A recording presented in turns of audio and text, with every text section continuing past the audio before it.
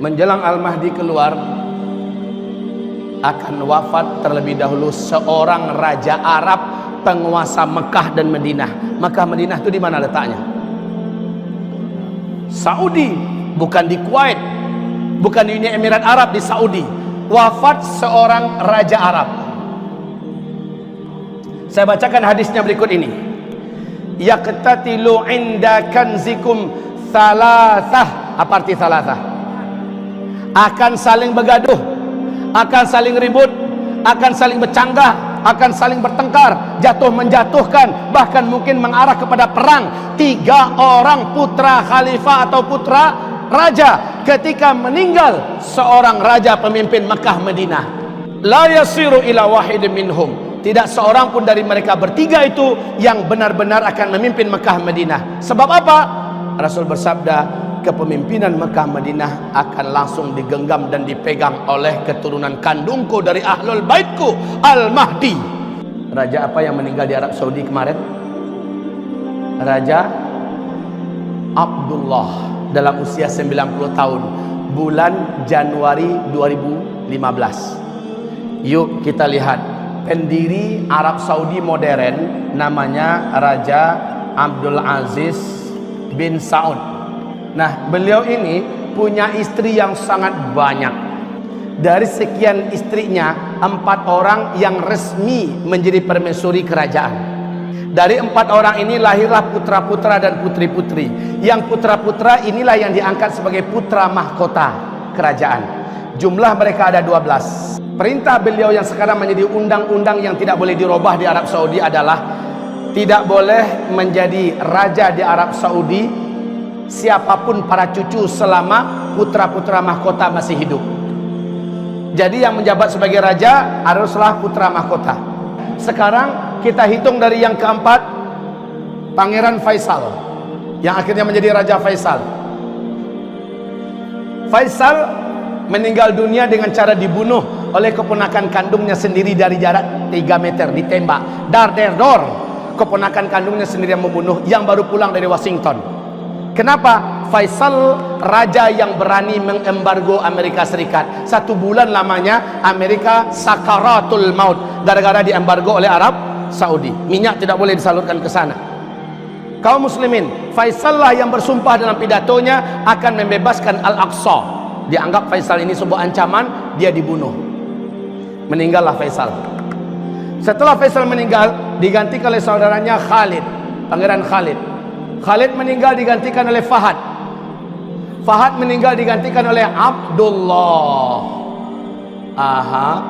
Abdullah inilah yang menjadi tema kita sekarang. Abdullah tahun 2008 dia sudah divonis oleh seluruh medis internasional, dianggap sudah mati secara medis. Artinya hidupnya sudah bergantung seluruhnya kepada obat-obatan dan peralatan medis. Nggak mungkin bertahan lama hidup. Ini menurut medis ya. Organ tubuh bagian dalamnya sudah cangkokan semua. Sementara bagian organ tubuhnya yang lain sudah dijangkiti oleh penyakit-penyakit yang tidak mungkin ditumbuhkan lagi. Tidak ada obatnya. Sehingga dia divonis menurut medis sudah dianggap mati secara medis. Tahun 2008 itulah beliau membaiat 3 putra mahkota, yaitu saudara-saudaranya yang akan menjadi raja setelahnya secara berurutan. 3 orang serentak dibaiatnya. Siapa? Pangeran Sultan, Pangeran Nayef, dan Pangeran Salman. Urutannya adalah Sultan yang pertama.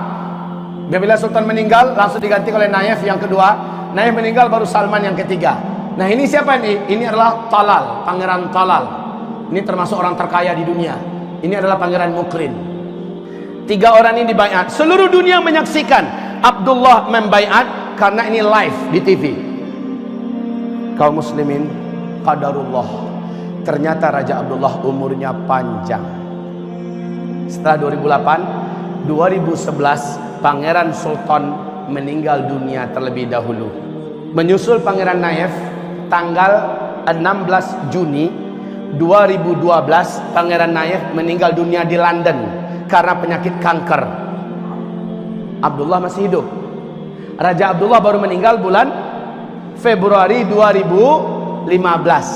Coba lihat dua calon pengganti beliau dan meninggal duluan, beliau masih hidup. Berapa orang sisanya berarti? 3, Salman, Talal, dan Mukrin. Dalam hadis bagaimana? Wafat seorang raja Arab penguasa Mekah dan Madinah. 3 orang putra mahkota, selepas beliau akan saling gaduh dan ribut sesama mereka. Tidak seorang pun dari mereka yang betul-betul menjadi pemimpin Mekah dan Madinah, karena Mekah Madinah saat itu akan jatuh ke tangan keturunan kandungku dari ahlul baitku Al-Mahdi, kata Rasulullah. Dan subhanallah, subhanallah, 3 orang ini ternyata punya karakter yang berbeda-beda. Salman dari sejak remaja terkenal sebagai pemuda, sebagai remaja yang taat dan soleh. Dia tidak disenangi di antara seluruh saudara yang lain. Kenapa? Dia cukup berprinsip. Dia mencintai sunnah Nabi. Dia sangat menjaga sholat berjamaah 5 waktu. Sangat benci dengan apapun jenis maksiat. Dialah yang ketahuan dan diberitakan memukul saudara kandungnya sendiri yang ketahuan meminum minuman keras dan menggandeng perempuan, dipukulnya sampai berdarah. Dia benci melihat siapa yang berbuat maksiat di depan matanya. Salman ini jabatan tertingginya hanya menjadi gubernur di Riyadh. Tapi ketika Raja Abdullah meninggal, otomatis dialah yang menjadi raja berikutnya. Sebenarnya ada konspirasi untuk menggagalkan beliau, tapi Allah punya rencana lain. Beliau naik. Setelah beliau naik, Pangeran Talal ini track recordnya seluruh dunia kenal. Mentang-mentang berduit, mentang-mentang kaya raya, tidak ada jenis dosa dan maksiat yang enggak dibuatnya. Sehingga beliau merasa ke depan orang macam gini memegang Arab Saudi akan berbahaya. Pangeran Talal dihapus namanya oleh Raja Salman dari anggota keluarga kerajaan dan diusir.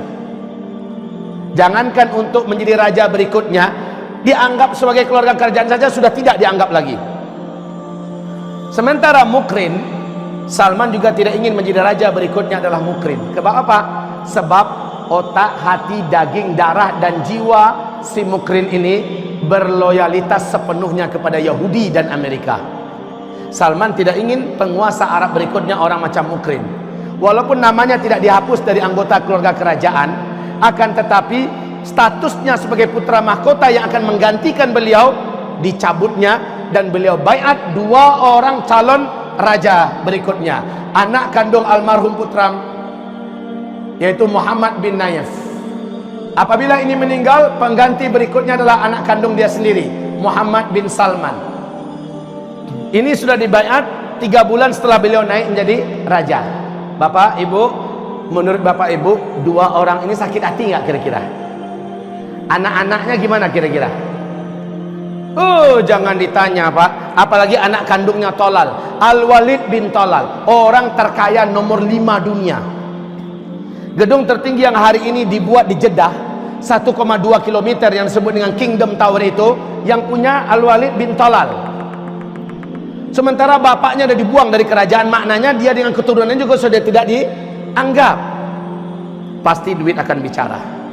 Tentara bayaran bisa dibeli, senjata bisa didatangkan, kekacauan bisa diadakan. Betul tidak? Benar kata Rasulullah. Hari ini Pak, di tubuh kerajaan Arab Saudi sudah mulai kuat-kuatan. Ini sudah mulai membuat kubu, ini membuat kubu, dan duit bermain.